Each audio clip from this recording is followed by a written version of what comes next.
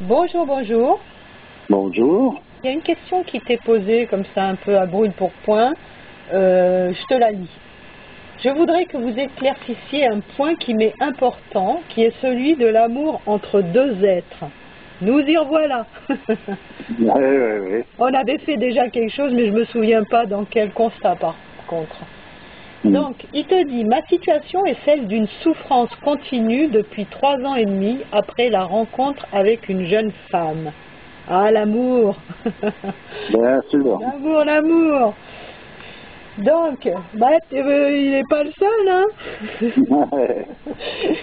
Pour ne pas sombrer, j'ai alors entamé des recherches sur les traditions d'Orient, hindouisme, taoïsme, confucianisme, bouddhisme, notamment à travers les écrits de René Guénon.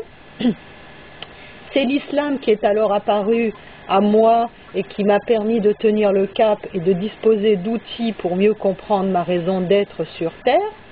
Ma question est la suivante. Est-ce que la souffrance peut être un catalyseur vers une élévation spirituelle au point d'atteindre un état de constance venant d'un principe d'où l'on ne peut plus descendre? L'amour est-il une recherche vers l'unité au moyen de l'union de deux êtres? Oui. Ben, disons que de la souffrance, on a déjà dit quelques mots qui ont été répétés à travers l'histoire par tous les grands personnages. C'est-à-dire que la souffrance, elle oblige quelqu'un à se dépasser. Mais je crois qu'on avait fait un constat qui s'appelait « Tout le monde la rote ». Oui, c'est possible. Ouais, c'est peut-être ça. En tout cas, voilà, donc cette obligation à se dépasser, c'est ce qui a fait considérer la souffrance comme une des plus grandes grâces qui est donnée à l'homme.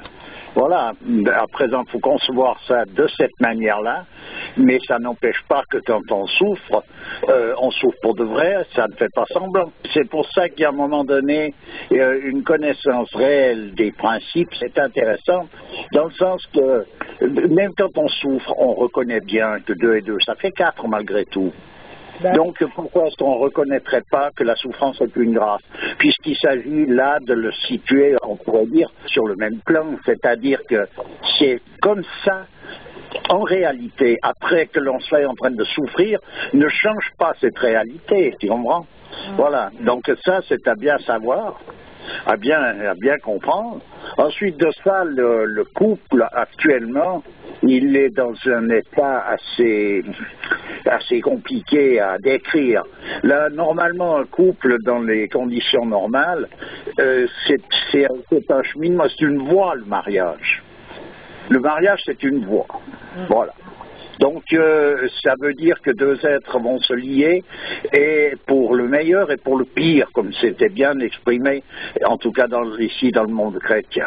Il est dit dans l'islam que le mariage, c'est la moitié du chemin vers Dieu, quoi.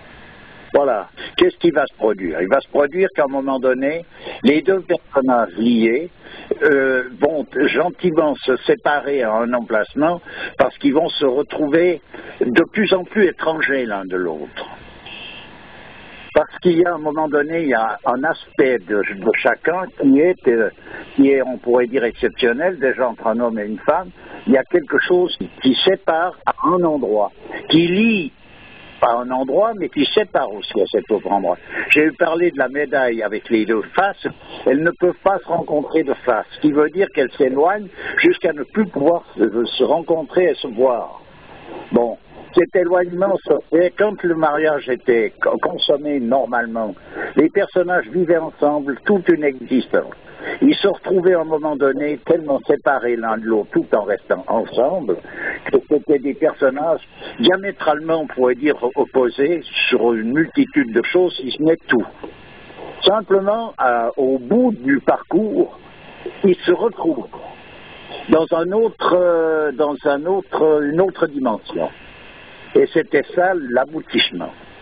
Actuellement, on n'y est plus, on vit plutôt des passions, et ces passions s'éteignent chez les uns, plus vite chez les autres, etc. Il n'y a pas de symétrie là-dedans, ce qui veut dire que tout d'un coup, on se retrouve dans un état de souffrance, alors que c'était parti d'une passion lyrique, on arrive à une souffrance énorme. Alors attends, excuse-moi, j'ai une question. Tu dis qu'on se retrouve au bout du chemin après s'être diamétralement opposés. Mais si tu prends la métaphore de la pièce, de la pièce de Monet, ils ont toujours été unis par l'intérieur, malgré qu'ils aient regardé chacun de leur côté. Bien sûr, mais il y a la période où on regarde chacun de son côté, puis il y a tout d'un coup la période où on regarde de l'intérieur. Et quand je dis qu'ils se retrouvent dans une autre dimension, c'est à ce moment-là. Ah d'accord, tu veux dire qu'il y a une partie du temps où le regard se tourne vers l'extérieur et à la fin, le regard revient vers l'intérieur. C'est un petit peu comme l'évolution d'une personne qui, dans sa jeunesse, est complètement tournée vers l'extérieur et puis qui va revenir vers l'intérieur en vieillissant, quoi. Enfin, et en acquérant de la sagesse. On peut présenter ça comme ça. En tout cas, disons, ce qui se produit, c'est que le mariage en lui-même, il est une voie dans le sens qu'il y a toute cette trajectoire qui se fait et ce retour dans le sens de cette retrouvaille qui ne peut se faire que dans une autre dimension. Et pour ça, pour que ces choses-là s'accomplissent, il faut bel et bien avoir vécu toute une vie. C'est-à-dire un mariage où on a assumé l'histoire de ce mariage pour le meilleur et pour le pire. Si chacun est parti de son côté, c'est rompu, le chemin est rompu. En même temps, ce mouvement-là de l'extérieur vers l'intérieur, c'est le mouvement normal finalement. Oui, bien sûr que c'est le mouvement normal. Enfin, pour dire actuellement, les gens ne vivent plus ce mariage comme un cheminement de cet ordre-là. Chacun vit le moment exaltant de la rencontre. Et quand ça commence à coincer, tout le monde part chacun de son côté pour aller rechercher une autre histoire, pour rebelote, recommencer la même sérénade. Et recommencer la même sérénade en question dont tu parles, c'est justement que le mouvement est inversé, c'est-à-dire que les gens se retrouvent à l'intérieur au départ, mais c'est pas du même intérieur qu'il s'agit, puisque c'est une espèce de fusion passionnelle qui n'a rien à voir avec ce dont tu parles, pour finalement après se retrouver le plus éloigné possible l'un de l'autre. Oui, ça n'a rien à voir avec l'intérieur en question. Chacun vit ces choses-là comme il peut les vivre, et celui que je dirais, malgré le paradoxe, a la chance de pouvoir vivre ça un peu conformément à la règle, et qu'il souffre de la situation dans laquelle il est, parce que c'est une situation qui effectivement est porteuse de souffrance. Il faut arriver à considérer ça comme une grâce, dans le sens que la souffrance est en quelque sorte la possibilité offerte à l'homme pour qu'il puisse se dépasser. C'est nécessaire de vivre en ne perdant pas de vue ça, parce que si on le perd de vue, ça devient, je veux dire, difficile de pouvoir maintenir le cap là, parce qu'on n'a pas envie de souffrir, on n'aime pas souffrir, on cherche à se libérer de la souffrance à tout prix, ce qui est normal. Mais on peut chercher à se libérer, on peut tout faire pour tenter de se libérer de cette souffrance, mais sans perdre de vue la valeur véritable de la souffrance qui doit nous obliger, donc qui est là pour nous obliger à nous dépasser. Oui, tout à fait. Bon, qu'est-ce qu'on peut dire à cet auditeur pour l'encourager ? Bon ben écoute, voilà ce que j'ai pu dire, parce que c'est comme ça que ça se passe pour tout un chacun dans la réalité.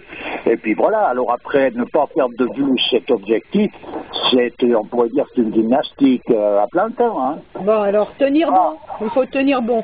Voilà, c'est ça, il faut tenir bon, parce que ça fait partie du cheminement d'un homme ou d'une femme dans la vie, et à une certaine époque, le mariage était donc sacré, parce qu'il représente une phase importante, puisqu'on dit que c'est la moitié de la religion. Dans l'islam, par exemple, c'est pas pour rien. Hein. Ben, bien sûr. Bon, est-ce qu'on peut passer à autre chose maintenant ? Oui, ben oui. Parce que suite au dernier constat, la vérité de la malice et pas de la palisse, on a évoqué succinctement le militantisme de réaction du peuple noir face à l'oppression qu'il a subie à l'époque coloniale et post-coloniale. Actions qui ont été portées par des personnages tels que Martin Luther King, Malcolm X, Nelson Mandela, etc., pour ne citer que. Il y a une tendance, c'est le panafricanisme, dont est né le mouvement Rastafari d'ailleurs, qui se définit clairement comme étant un mouvement politique et culturel, et qui prône l'Afrique comme étant l'origine de tous les Noirs de la Terre, et dont la volonté et de créer un sentiment communautariste. Et en France, c'est Kémy Séba, par exemple, qui en est le porte-drapeau avec son Tribuca, qui est un mouvement français qui a été dissout par Jacques Chirac en 2006, d'après ce que j'ai trouvé là sur Wikipédia. Un autre mouvement a suivi, c'est Génération Kémy Séba, qui surfe sur le combat contre l'entité sioniste, qui revendique aussi l'identité culturelle noire, et qui prône l'afrocentrisme ou l'afrocentricité, qui met en avant l'apport culturel du peuple noir qui aurait été sous-estimé par l'Occident. Bon, on s'est un peu penché sur le personnage de Kémy Séba, bon, on va en parler, mais d'après Stéphane François, qui est un historien et politique, il le définit comme étant un racialiste intégral qui a renversé la pyramide raciale élaborée au XIXe siècle, le peuple civilisateur n'étant plus celui des Aryens, mais l'Africain noir. Alors est-ce que c'est mieux? Et est-ce que les arguments, parce qu'on l'a entendu parler, ce Kémy Séba, ne sont pas tendancieux, et la manière dont il les énonce, etc., son combat en général? Qu'est-ce que tu pourrais en dire de tout ça? Disons que ce que je peux en dire, c'est que moi je comprends fort bien que ces mouvements puissent exister, bien sûr, dans le sens que c'est une loi de cause à effet. C'est tout à fait normal qu'il y ait une révolution de la part du peuple africain à l'égard du monde occidental. Oui, mais c'est comme pour le racisme par réaction, est-ce que c'est mieux, quoi? Est-ce que c'est pas jouer le même jeu? Est-ce qu'il ne faut pas désamorcer ça par une attitude un peu plus sage? Oui, ça c'est une affaire entendue. Ça demande donc d'avoir affaire à des personnages qui ont la possibilité de pouvoir réfléchir un peu plus loin que le bout de leur nez. Et là, c'est pas le cas, que ce soit de la part des leaders noirs ou blancs. On n'est pas en face de personnages qui ont ce format. Et j'ai entendu à un moment donné des discours où ce personnage, Kémy Séba, va parler du 14 juillet qui s'en bat les reins ou je sais pas quoi. Mais il faut comprendre une chose, c'est que qu'est-ce que ça signifie? C'est insignifiant, dans le sens que le 95% de la population française s'en bat aussi les reins du 14 juillet. Ah ouais. Donc qu'est-ce que ça veut dire? Donc c'est le 5% qui brandit un drapeau, donc ça se joue entre eux, c'est-à-dire que c'est les mêmes personnages qui sont en combat, c'est la même catégorie de gens qui se battent pour obtenir un pouvoir sur l'autre, etc. Tant que le monde est dans les mains de personnages de cet ordre-là, comment veux-tu qu'on arrive à une paix même approximative? C'est la guerre assurée, et puis voilà. Quand tu vois les dictateurs post-coloniaux là, qui ont été mis en place en Afrique, et la manière dont ils dirigent leur peuple, imagine qu'il y a un renversement et que l'Occident soit sous la main du peuple noir, je te dis pas l'oppression des dirigeants, ça serait guère mieux, je pense. Bien sûr, moi ce que j'ai pu voir en Afrique en y passant, c'est que les Noirs qui dirigeaient les pays suite à la colonisation, c'était des colons, mais qui étaient noirs au lieu d'être blancs, puis voilà, c'est tout ce que... Et idem pour les Arabes, vraiment, et je veux dire, il n'y en a pas un pour sauver l'autre, hein. Absolument pas. Alors les personnages qui ont montré des exemples qui sont d'une autre dimension sont passés sous silence, que ce soit des blancs ou des noirs. On ne nous parle pas facilement d'un homme Pateba, qui est un noir qui a une dimension qui dépasse largement toutes ces considérations. On ne nous parlera pas d'un Henri de Montfred, qui était pourtant un aventurier, mais qui avait vécu en Afrique, qui lui a laissé des traces en tant qu'occidental, qui sont bien d'une autre dimension que toutes ces crétineries de coloniaux bidons qui ont été là-bas pour exploiter le monde. On ne nous parle pas de tout ça, on nous parle toujours des mêmes gougnafiers qui essayent de se tirer le gâteau d'un côté. C'est une horde de hyènes qui tirent chacun de son côté, et puis de temps en temps ça lâche, puis c'est ce côté qui gagne, puis après c'est l'autre qui gagne, etc. Et puis le Pékin, lui, il est pris là entre deux, qu'il soit noir, qu'il soit blanc, qu'il soit n'importe quelle couleur, c'est pas là le problème. De toute façon, c'est lui qui paye la casse. Exactement. Alors, qu'on vienne pas nous parler d'une population qui pourrait venir sauver le monde. On peut tous les mettre dans le même sac. Et on parle d'une libération, il ne s'agit pas de libérer. Oui, on libère les hyènes en cage, on les lâche de leur cage pour qu'ils puissent aller se repaître dans la population.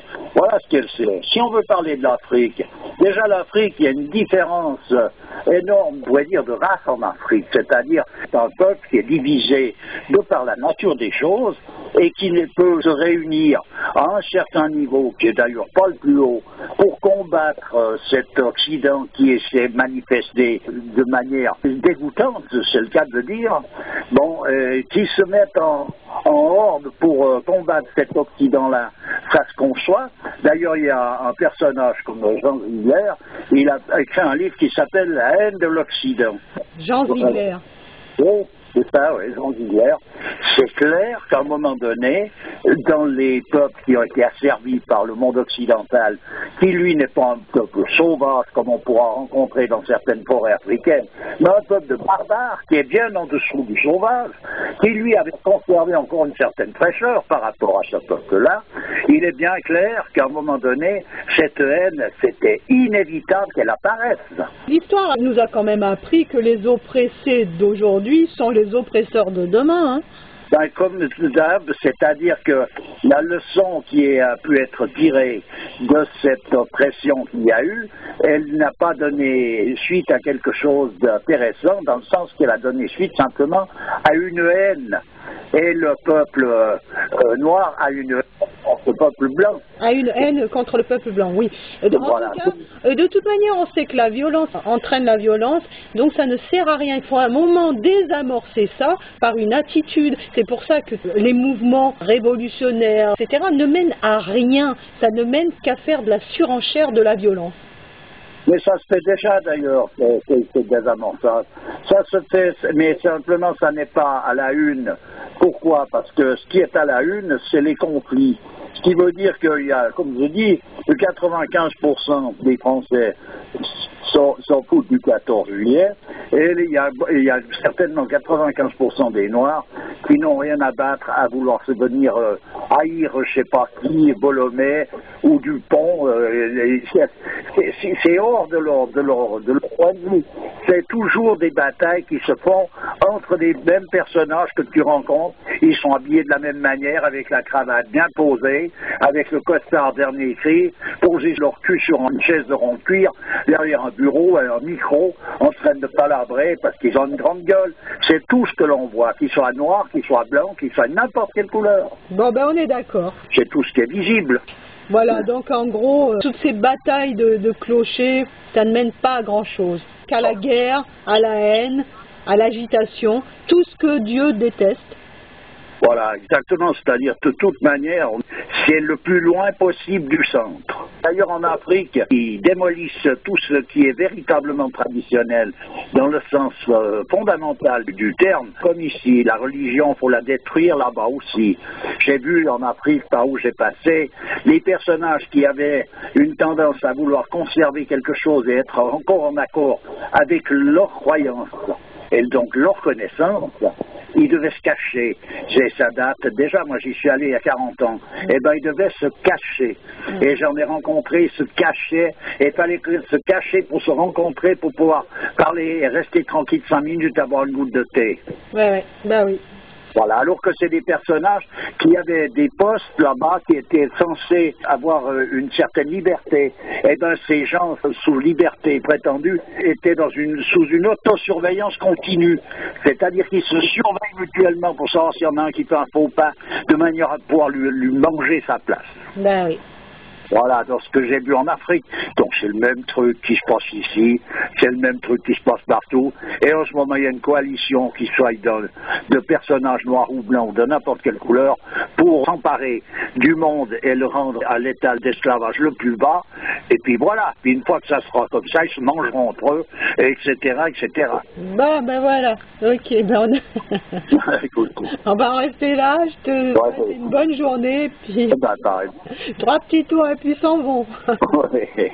Alors, bonne journée, pareillement. À bientôt. Au revoir. Au revoir.